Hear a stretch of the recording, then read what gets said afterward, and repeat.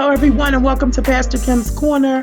And yes, it's me, Pastor Kim. This is a video that I came across and I wanted to share. I'm going to be trying to recreate this mask. As you know, when we start going out, even once your city opens up, you will still need a face mask. And right now they're hard to come by. So they're saying that you can make one with any type of cotton or, any type of material. So I'm going to check it out and see. Basically, it looks like they have a terry cloth washcloth and two, they're not rubber bands, but they look like the ponytail bands, that you put on the back of your hair. So that's what it looks like.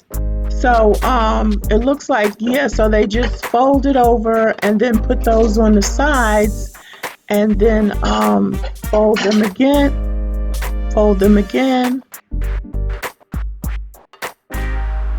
So they just fold it over, put them on the side, fold them again, and then they're done.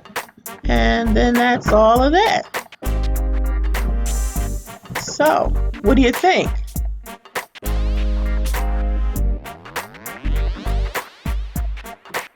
You think that can work? I'm definitely going to try it, and I'm going to show you when I try it.